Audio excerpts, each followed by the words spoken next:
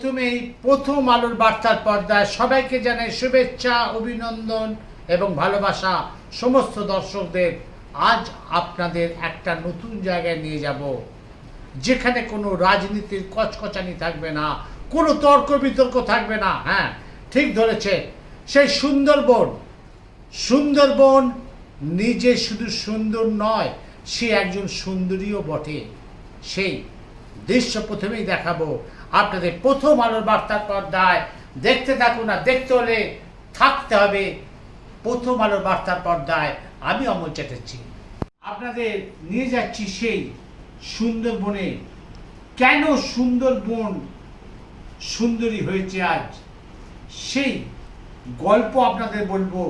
কারণ ইতিমধ্যে UNESCO সুন্দরবনকে heritage ঘোষণা করেছে। হ্যাঁ, নতুন খবর প্রথম আলোর বার্তার পর্দায়। দেখে নিন কেন বসিরহাট সীমান্ত পর্যটন স্থল হিসেবে তথা বিশ্বের ভৌগোলিক মানচিত্র হিসেবে জায়গা করে নিয়েছে এই সুন্দরবন।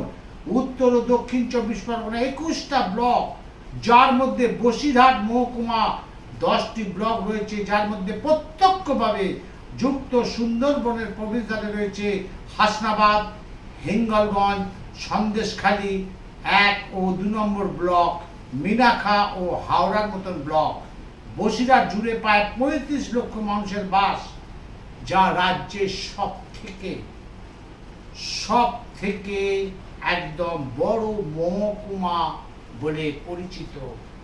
রাজ্যের সব থেকে বড় মহকুমা সেই বসিরহাট, সেখানে 35 লক্ষ মানুষের বাস। এইবার দেখুন কেন সুন্দরবন আর সুন্দরী হয়েছে। সেখানে ইউনেস্কো সুন্দরবনকে হেরিটেজ ঘোষণা করছে। কেন? 102খানা দ্বীপ আছে, যেটা সারা বিশ্বে নেই, একমাত্র সেই সুন্দরবনে আছে। রয়েছে 48টা দ্বীপের অরণ্য, এছাড়া 66টা আছে প্রজাতির গাছ। শুধু তাই নয়, 1586টি প্রজাতির প্রাণী বাস করে। আর সব থেকে বড় কথা, সেই রয়্যাল বেঙ্গল টাইগার, যেটা গোটা বিশ্বের কাছে পরিচিত, সেই রয়্যাল বেঙ্গল টাইগার সুন্দরবনে আছে। আপনারা যারা ঘুরতে গেছিলেন তারা নিশ্চয়ই দেখেছেন। আসুন সরাসরি আমাদের প্রথম আলো বার্তার পর্দার প্রতিনিধিরা সে সুন্দরবনে গেছিল। প্রথমেই আপনাদের সুন্দরবনের সেই সুন্দর জিনিস আপনাদের দেখাচ্ছি প্রথম আলোর বার্তার পর্দায়।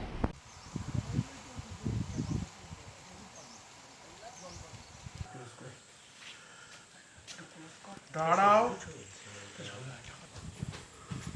কোথায় দিবি বলছিস তুই?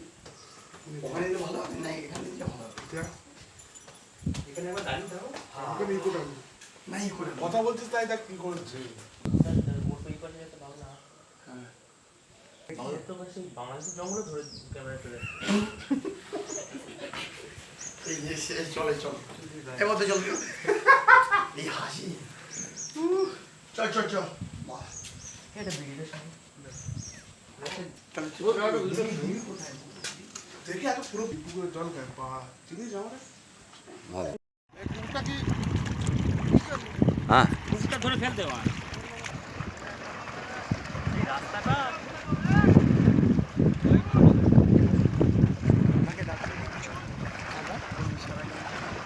আমি আসুন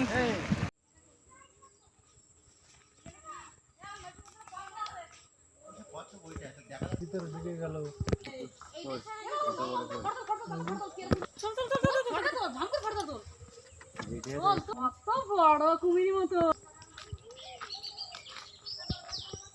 কি করতে যাবো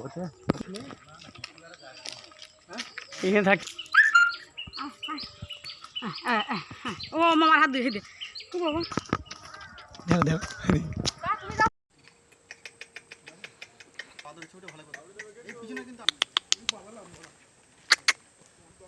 তো বাচ্চা কই বাচ্চা?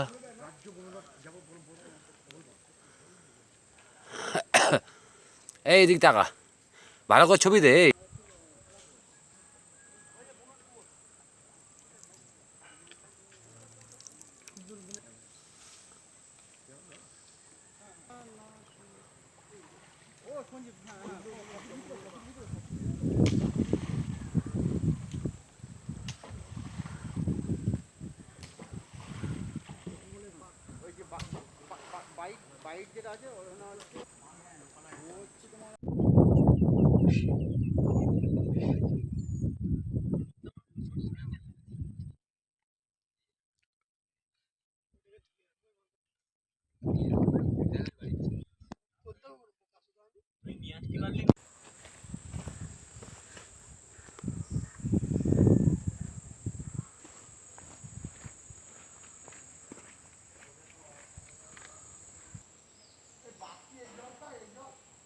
না ভেতরে জল।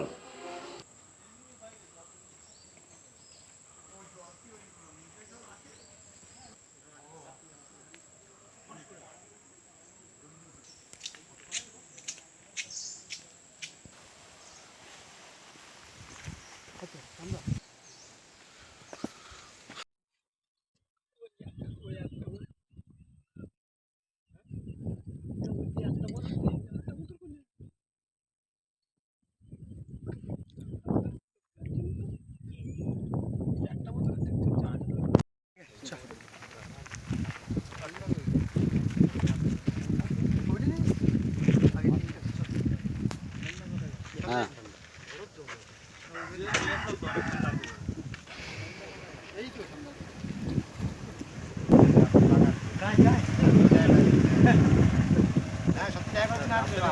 বেশি কিন্তু সাইডে ঘুরবে, ভিতরে যাওয়ার সুযোগ পাবে না, কারণ সে কাজ করে।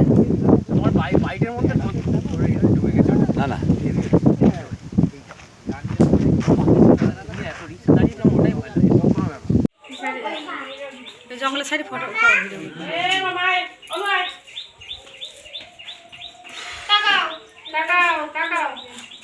কই না না না ওপর না এখানে আসো গুলো কাটে বাস বাস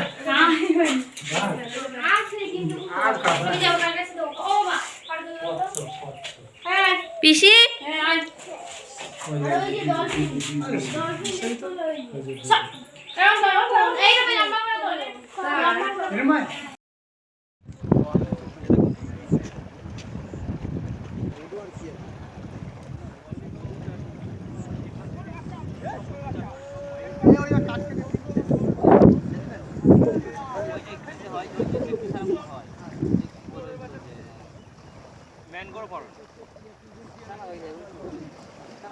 আড্ডো এ আড্ডো এই বল দেবো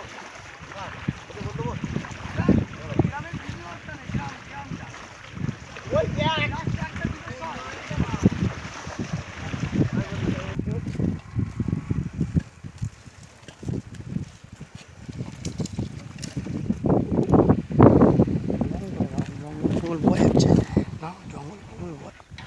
দিদি একটু এই জায়গাটা আসো না তো, একটু আসো আসো, নৌকার ওপরে আছে, এই নৌকাটা একটু আর করা যাবে?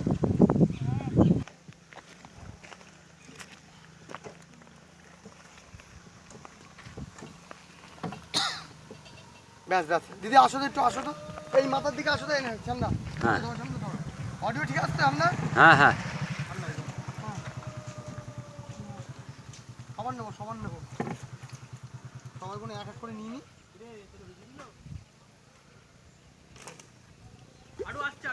এখানে হ্যাঁ এইবার আপনাদের দেখাচ্ছি প্রথম আলো বার্তার পর্দায় আমাদের প্রতিনিধিরা সরাসরি চলে গেছিল সেই সুন্দরবনে, সেখানকার যারা বসবাস করে অর্থাৎ লোকাল মানুষ, তারা কি বলল আমাদের প্রথম আলোর বার্তার পর্দায় সেই সুন্দরবনকে নিয়ে, কেন হেরিটেজ ঘোষণা করেছে সেটাও নিয়ে, এবং পর্যটন শিল্প হিসেবে সুন্দরবনকে কেন বেছে নিয়েছে সেই নিয়ে সরাসরি শুনুন আমাদের প্রথম আলো বার্তার পর্দায়।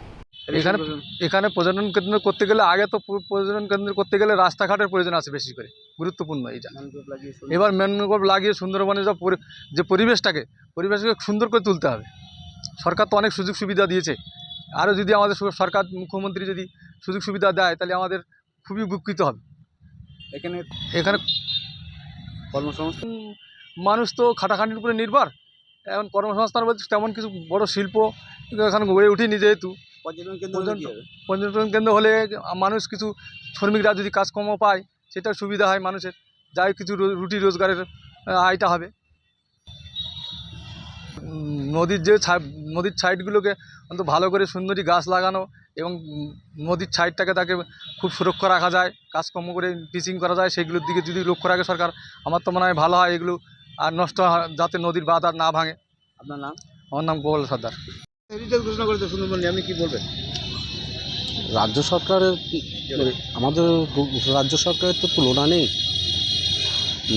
উন্নয়ন সবার মুখে মুখে, তো রাজ্য সরকার সেই উন্নয়নের ভিত্তিতে আমাদের সুন্দরবনকে হেরিটেজ ঘোষণা করেছে। আরও উন্নয়ন হোক, আরও অনেক কিছু হোক। আমরা তো চাই যে বাইরের পর্যটকরা আসুক, এসে তারা সুন্দরবনটাকে উপভোগ করুক, সুন্দরবনটা ঘুরুক, নতুন কর্মসংস্থান হোক। এই আর কি কি চাইছেন আপনার সুন্দরবন নিয়ে? চাওয়ার তো আমাদের মানুষের শেষ নেই, তবুও আমাদের রাজ্যের মুখ্যমন্ত্রী তিনি ঢেলে দিচ্ছেন সব কিছু। তো সুন্দর পর্যটকরা নতুন নতুন নতুন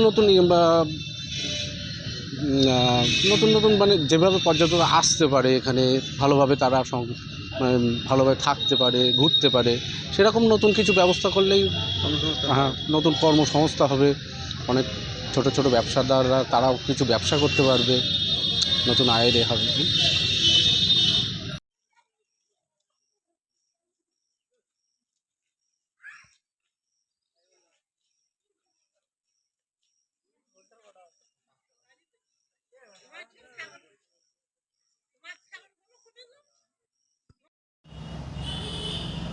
অরণ্যময় বলুন না, বিশ্বের বসিরহাট সুন্দরবন, সুন্দরবন বসিরহাট, সাগর মোহনায় অসংখ্য দ্বীপ নিয়ে গড়ে উঠেছে বসিরহাটের এক অংশ। আমরা গর্বিত এই সুন্দরবন নিয়ে। সারা বিশ্বের এত দ্বীপ আর কোথায় আছে? তবু এই বসিরহাট পর্যটনের আওতায় আসেনি। এটা একজন ভূমিপুত্র হয়ে, বসিরহাটের ভূমিপুত্র হয়ে আমার কাছে দুঃখ লাগে। আকাশ থেকে যখন ঘুরতে ঘুরতে এই মোহনায় বনভূমিকে দেখা যায়, অসংখ্য দ্বীপগুলোকে দেখা যায়, তখন সারা বিশ্বের মানচিত্র ছবি দেখতে দেখতে মনে হয় আমার বসিরহাটের এই অংশই তো সারা বিশ্বের মধ্যে প্রথম হওয়া উচিত। তবে কেন এই বসিরহাট, এই সাগরের মোহনা আজও মানুষের চোখে ধরা পড়ল না? সুন্দরবন শুধু সুন্দর নয়, সুন্দরীও। কারণ এখানে বনজ সম্পদ যেমন প্রচুর, তেমনি অসংখ্য খাঁড়ি, অসংখ্য দ্বীপের মাঝে যে জলাভূমি সংলগ্ন দৃশ্য, সেই দৃশ্য কিন্তু অতি মনোরম। তাই সকলের কাছে আমাদের অনুরোধ, আমরা যারা এই বনভূমির বিভিন্ন দিকে গিয়ে খবর করি, আমরা বুঝতে পারি যে এই বসিরহাট সংলগ্ন এই সুন্দরবন কত সুন্দর এবং কত সুন্দরী। তাই অবিলম্বে পশ্চিমবঙ্গের এই অংশকে পর্যটনের আওতায় এনে সুন্দর করে গড়ে তোলা এবং পর্যটকদের চোখের সামনে ভাসিয়ে দেওয়া আমার মনে হয় ভারতের কাশ্মীর, দার্জিলিংয়ের পরে কিন্তু এই সুন্দরবনই হবে শ্রেষ্ঠ পর্যটন কেন্দ্র। নমস্কার। নতুনভাবে আরও ম্যানগ্রোভ লাগানো উচিত, রাস্তাঘাট দরকার যাতে পর্যটন শিল্পে আরও বাড়ে। নতুন নতুন রিসর্ট বানানো উচিত, যাতে কর্মসংস্থান বাড়ে এবং যাতে এলাকার উন্নয়ন হয়। আমাদের এখানে সুন্দরবনের ম্যাক্সিমাম লোক যারা বাইরে কাজ করে, তাদের এখানে অর্থনৈতিক উন্নয়ন হলে তারা সবাই সুন্দরবন এলাকাবাসী উন্নত হবে। মানে আর কি কি চাই আপনাদের? নদীর বাঁধ দরকার, নতুন রাস্তাঘাট দরকার, পানীয় জল দরকার, ম্যানগ্রোভ আরও দরকার। এগুলো লাগালে কর্মসংস্থান বাড়বে। কর্মসংস্থান বাড়বে। আপনার নাম? সন্দীপ মিরিত। এবার আপনাদের দেখাচ্ছি আবার ছেলে ধরা সন্দেহে গণপিটুনির শিকার হলো এক যুবক। সেটা উত্তর 24 পরগনা জেলার বসিরহাট মহকুমার মাটিয়া থানার রাজেন্দ্রপুর গ্রাম পঞ্চায়েত মোমিনপুর দাসপুরের ঘটনা। এক যুবক ছেলে ধরা সন্দেহে তাকে বেঁধে রাখলো। শুধু তাই নয়, তার উপর মারধর শুরু হলো। তারপর পুলিশ প্রশাসন এসে তাকে অ্যারেস্ট করে নিয়ে চলে গেল। প্রথমে আপনাদের দেখিয়ে দিচ্ছি সেই যুবককে, যে যুবককে ধরে ঘিরে সেখানকার লোকেরা হই হট্টগোল করছে এবং মারছে। প্রথমে দেখুন সেই দৃশ্য। ব্যবস্থা নেন, অবশ্যই আপনার মারা যাওয়ার সব ব্যবস্থা, কোনো অসুবিধা নেই।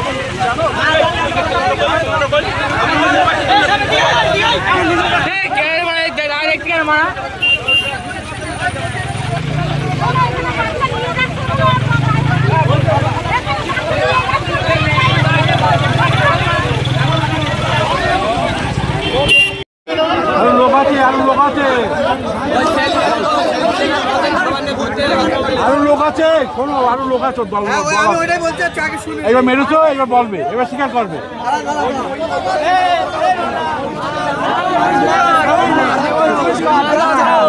জিজ্ঞেস কর এই ভিডিও কর। কোথায় বাড়ি তোমার? বাড়ি কোথায়? বাড়ি কোথায়? ছাড়, চুপ কর। বাড়ি কোথায়?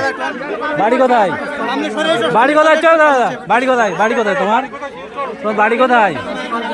বাড়ি চুপচাপ বলো, বাড়ি কোথায় বলো, বাড়ি কোথায় বলো। আর কে কে আছে তোমার সঙ্গে? কে কে আছে বলো, কে কে আছে বলো। দাঁড়াও, চুপ করো। কে কে আছে তোমার সঙ্গে? কজন আছে তোমরা? তোমার সঙ্গে কে কে এসছে? আর এখানে কে এসছে? কে কে তোমার ওখানে কে কে আছে? বাড়ি কোথায়? তোর যদি এত লোক বলতে ভয় লাগে, তুই একা একা সাইডে বল। বাড়ি কোথায় বলো, সত্যি কথা বলো। মারবে না, কে মারবে? সত্যি কথা বলো, একদম সত্যি কথা বলো। একদম মেরে ফেলতে বলো। মারবে না, একদম মেরে ফেল দেবে। তোমার সত্যি কথা বলো, একদম ভাই। তুই সত্যি কথা বলে বেশি যা। কাজ দিল পুতুল, কাজ দিল না। বাড়ি কোথায় বলো? দাদা, বাড়ি কোথায় তোমার? হ্যাঁ হ্যাঁ, কোথায়? কাজকলের কোথায়? কাজকলের কোথায়? হ্যাঁ, চুপ করো, চুপ করো। কাজকলের কোথায়? আমার বাড়ি একটু করে পাঠা দিন, আমার ফোন নাম দিও। কাজকলের কোথায় বলো? কাজকল চিনি আমি। কাজকলের কোথায়?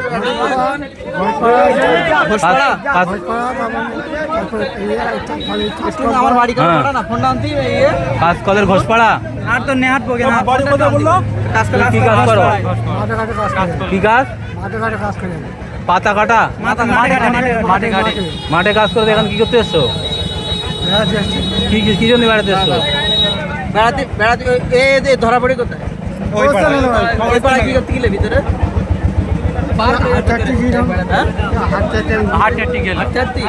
তারপর কি বেড়াতে এসছিলে?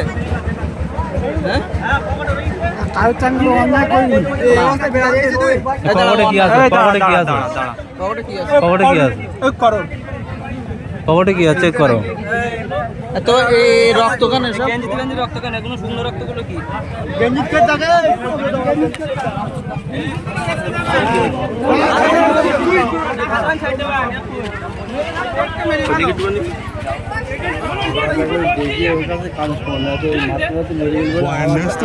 থানায় কল করতে হবে। আবার তো অন্য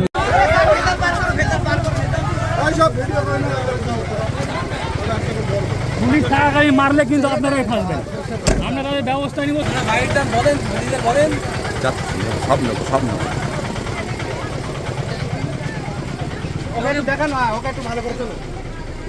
কার মেয়েকে নিয়ে যাচ্ছিল, কার মেয়েকে?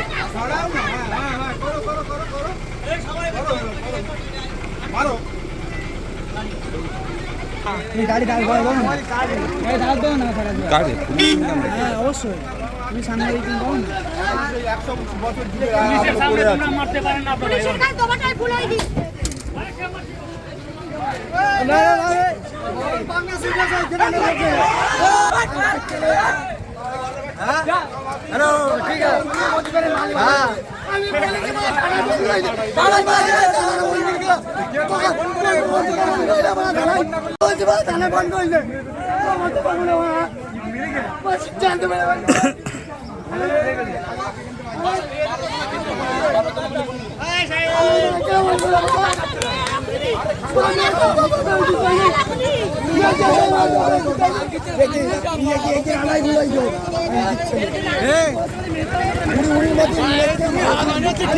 দেখুন সেখানকার ছেলে ধরা সন্দেহ হিসেবে যে দুটো ছেলেকে, বাচ্চা ছেলেকে তুলে নিয়ে যাচ্ছিল ছেলে ধরা, সেই সম্পর্কে সেখানকার লোকাল লোকেরা কি বলল আমাদের প্রথম আলো বার্তার পর্দায় সরাসরি দেখুন। তো বাড়ি ছিলাম না, আমি একটু অন্য জায়গায় ছিলাম। তো আমাকে হঠাৎ ফোন করলো যে এরকম একটা লোক পাওয়া গেছে। তো আমার ছেলেও ছিল, আমার নিজের ছেলেও ছিল, ও খেলা করছিল, বলে ওদের পাশে খেলনা নিয়ে খেলা দেখাচ্ছিল। এবার বাচ্চাদের এবার দুটো হাত ধরতে গিয়েছে, এবার চেল্লাচিল্লি করতে গিয়ে পাশের কারা ওই যে মহিলাটা ও সব দেখতে পেয়ে গেছে। এবার ডাকার পরে সব ছুটি আসলো, এসে ওই দুজনকে ধরলো, ধরে এই মনে মারধর করিনি বেশি, একটু মোটামুটি হ্যাঁ বুকি রক্ত লিখেছিল। ওইভাবে নিয়ে এবার কোনোরকম এই জায়গাটা নিয়ে আসলো, নিয়ে স্বীকার করা হচ্ছিল যে ওর কোথায় বাড়ি বা তোর প্রধানের নাম কি, গ্রামের নাম কি, এগুলো তো সঠিক কোনোটাই বলতে পারছে না, সব ভুল বলছে। এমনি ঠিক আছে, সব ভুল বলছে। তারপর তো প্রশাসনকে কেউ ফোন করলো, প্রশাসনে বললো নির্দোষ, পরে এসব কিছুই না। কিন্তু এর ফালতু কাজ প্রশাসন সব জায়গায় সংবাদ পাওয়া যায় যেরকম হবে। আর একটা আচমকা লোক, ও তো বাংলা কথা সঠিকভাবে বলতেই পারছে না। অবশ্যই আতঙ্কে আছে সব। ছোটো ছোটো বাচ্চা স্কুল ঘাটে যায়, খেলাধুলো করে, তাহলে তো তাদের নিয়ে কী করবো? আমাদের বাড়ি বসতে একটু বাচ্চা কাচ্চা নেই। ও সঠিক সাজা হোক সেটাই চাচ্ছি। প্রশাসন যেন সেইভাবে ওনার দেখে সব দিকে। প্রশাসন তো এসেই বললো এটা ফাউ কথা। প্রশাসন কোনো জিনিসটা কোনো না, সে এসে বললো না, পুরো ফাউ কথা এটা। আমার নাম হাবিবুল্লাহ গাজী। যে ওই পাই দিয়ে যাচ্ছিল বাচ্চা করে নিয়ে খেলা করছিল, খেলা করার পরে দুটো বাচ্চা নিয়ে যাচ্ছিল এক সাইড দিয়ে, এরকম হাত ধরেছে, ধরে পাটবাগানের সাইড দিয়ে যাচ্ছিল। আমরা গেছি ঘাস কাটতে। এবার আমার ভাই ভাই করে চিল্লাচ্ছিলাম আমি। এবার চিল্লালে আমার একটা ভাই, এই বাড়ির ভাই কি আমি তো সঠিক তো জানি না, চিল্লি। এবার আমি ওর দেখেছি, ও হইচাল্লা করলি, মানে ওর হাতে ছিল লজের ছোট ছোট খেলনা এসব ছিল।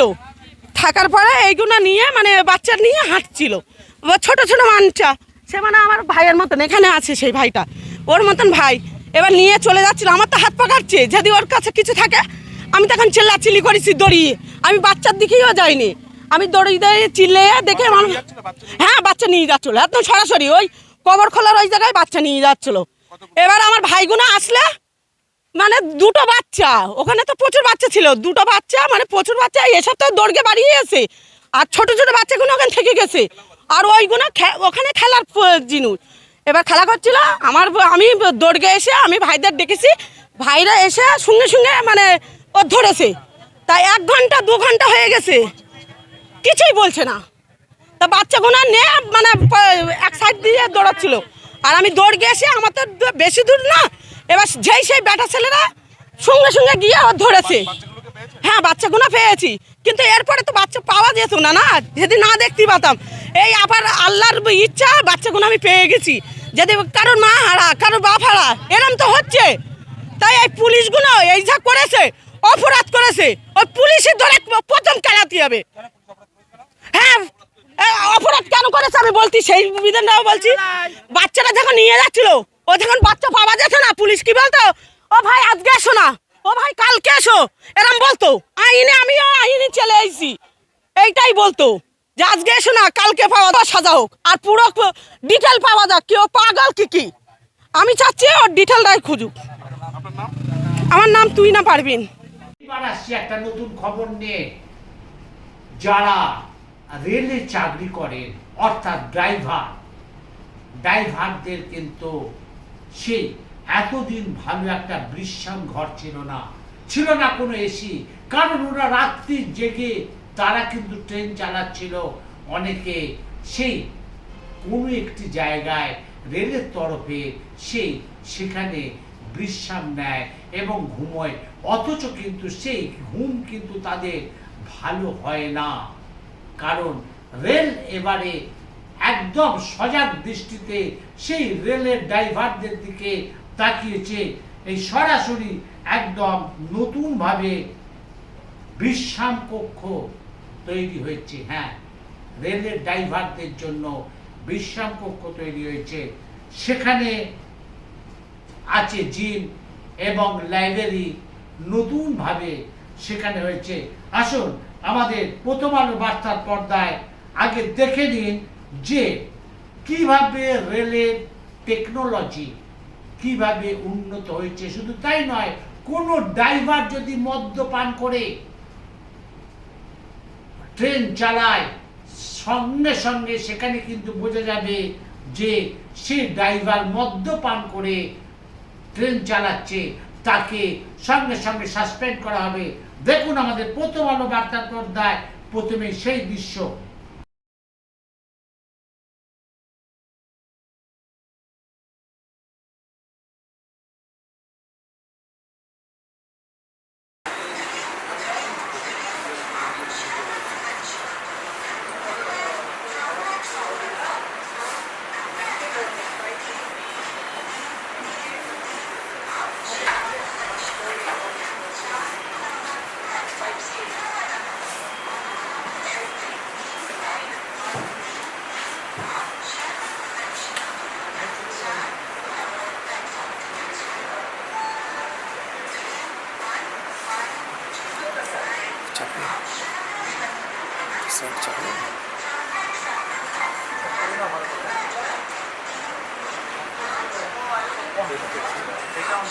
अल्कोहल टेस्ट इधर इधर दादा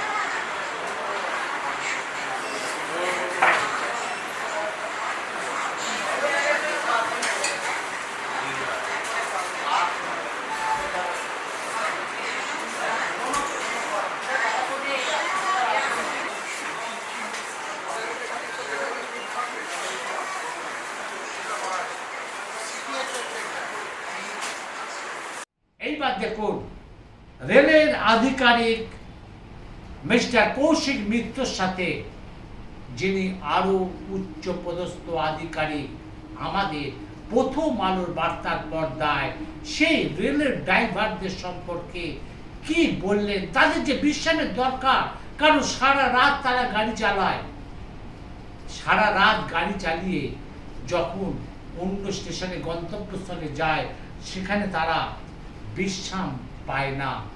সেখানে একটা ঘর শুধু আছে, না আছে এসি, শুধু পাখার মধ্যে থাকে। কি বললো একবার শুনে নিন সেই রেলের আধিকারিক আমাদের প্রথম আলো বার্তার পর্দায়।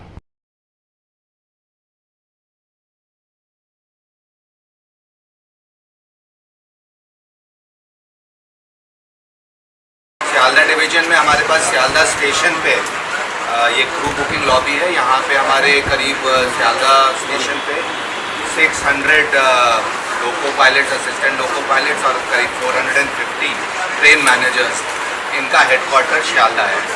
तो ये जितनी भी लॉन्ग डिस्टेंस ट्रेन्स हैं और जो हमारे सबर्बन सर्विसेज हैं, उनका ये लोग आते हैं यहाँ पे अपनी ड्यूटी ज्वाइन करने, ड्यूटी पे चार्ज देने से पहले आधा घंटा पहले यहाँ आके साइन ऑन करते हैं। जो जितने जो यहाँ पे इंस्ट्रक्शंस हैं, सर्कुलर्स हैं, उसको पढ़ते हैं और इसके बाद यहाँ से ही वो लोग अपनी जर्नी में जो कॉशन ऑर्डर्स हैं उसकी स्लिप लेते हैं और जो अपने इक्विपमेंट्स हैं वो सब कलेक्ट करके फिर ट्रेन पे जाते हैं। तो ये देखिए यहीं पे ही जब ये लोग हमारे क्रू साइन ऑन करता है तो इसके साथ आप यहाँ पे हमारे पास मशीन्स लगी हुई हैं, CMS लगा हुआ है, उसके थ्रू वो अपनी साइन ऑन करते हैं और उसी में पूरे डिटेल्स रहते हैं उनके, पूरा उनका अल्कोहल चेक भी हो जाता है उसी में ही। तो ये पूरा जो है ये नर्स सेंटर है हमारे क्रू बुकिंग एरिया का। यहाँ पे हमारे कुछ गैजेट्स लगे हैं जिस पे प्रैक्टिस करके ड्राइवर्स असिस्टेंट, लोको पायलट्स असिस्टेंट, लोको पायलट्स और ट्रेन मैनेजर्स को एक सिमुलेटेड कंडीशंस दी जाती हैं। कुछ गैजेट्स हैं जिससे वो जब तक उनकी ट्रेन नहीं आ रही है तब तक वो उस पर प्रैक्टिस कर सकते हैं, जिससे जो एक्चुअल ट्रेनरिंग में उनको सहायता मिलेगी। साथ में कुछ एजुकेटिव वीडियोस भी हैं जो चल रहे हैं, तो वो देख के वो अपना नॉलेज को रिफ़्रेश कर सकते हैं। आपको इसके अलावा हम आपको रनिंग रूम्स भी दिखाएंगे जहाँ पे ड्राइवर्स जो आते हैं अपना साइन ऑफ करने के बाद रेस्ट लेते हैं और रेस्ट लेने के बाद नेक्स्ट ट्रेन पे जाते हैं। उनके लिए एक डाइनिंग स्पेस भी है, वहाँ पे उन लोगों के लिए खाना बनता है, वो जैसा खाना चाहें वैसा उनके हिसाब से खाना बन जाता है। लेडीज़ भी हमारे यहाँ अब आने लग गए हैं काफ़ी, लोको पायलट्स, असिस्टेंट लोको पायलट्स और ट्रेन मैनेजर्स हैं, तो उनके लिए एक सेपरेट रूम है, तो वो भी आपको दिखाएंगे। Sir, what all new services have been added to this? Because this was previously there, so something new that has happened. Yes, for the comfort of the loco pilots, assistant loco pilots and train managers, we have made cubicles for them, in which it's a two-bedded cubicle. We'll show it to you. It's a two-bedded cubicle. Earlier it was more like a dormitory type of thing where about 8 loco pilots, assistant loco pilots used to stay in one room. So there was a problem of privacy. You know, people come off and on as per their schedule. So the remaining drivers used to get disturbed. So now we have cubicles. So the assistant loco pilot and the loco pilot of that particular train can then stay in that cubicle and will not get disturbed by any other movement. Sir That we like to show it to you. Sir आपके पास meditation room भी हम देखें। Yes. We have a meditation room, a yoga room, where you have to make to help them in their concentration and removing their stress. We organize regular classes also here. This has been added newly, is it? Yes, it has been. It was existing, but then we have now employed proper trainers here.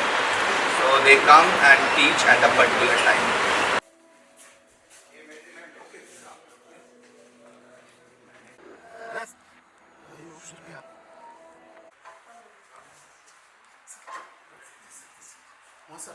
ये separate room है lady train लोको pilots, assistant loco pilots और lady train managers के लिए।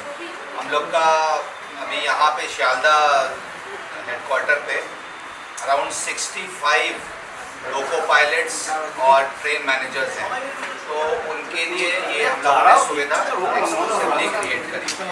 ये भी same है, air condition है और अलग से बेड्स हैं, अलग से इनका एक टेबल भी डाली हुई है, अगर वो वहाँ से अपना फूड लेके यहाँ पे खाना चाहें तो भी हो सकता है। लोको पायलट्स, ट्रेन मैनेजर, इन लोगों के एजुकेशन सेशंस हम लोग यहाँ पे लेते हैं। इसके अलावा उनके संग हम लोग भी फ्रीक्वेंटली आके उनके संग यहाँ पे इंटरेक्ट करते हैं। कई बार हम लोग उनकी फैमिलीज़ को भी इनवाइट करते हैं और उनके संग इंटरेक्ट करते हैं। तो ये हमारा जो है सेमिनार रूम है, इसमें ये भी पूरा एयर कंडीशन है और करीब अराउंड 80 सीट्स हैं यहाँ पे और पूरा प्रोजेक्टर सब कुछ है। सारी सेमिनार रूम की जो फैसिलिटीज़ होती हैं सब अवेलेबल है। দেখলেন যে আপনাদের দিয়ে গেলাম প্রথমে সে সুন্দরবন, যেটা হেরিটেজ ঘোষণা হয়েছে নতুনভাবে, এবং সেই চিত্র আপনাদের দেখিয়ে দিলাম প্রথম আলোর বার্তার পর্দায়। আবার দেখালাম সেই বসিরহাটে, আবার সেই গণপোয়ারে ছেলে ধরা হিসেবে সেই যুবককে মারধর। আপনাদের দেখালাম যে রেলের ড্রাইভারদের জন্য এবারে নতুন রূপে নতুনভাবে সে বিশ্রাম কক্ষ তৈরি করছে রেল, কারণ ওরা সারা রাত গাড়ি চালিয়ে একটা বিশ্রামের দরকার, সেখানটায় সজাগ দৃষ্টি দিয়েছে রেলের দপ্তর। আপনারা দেখতে থাকুন, সঙ্গে থাকুন, পাশে থাকুন। আমি অমল চ্যাটার্জি।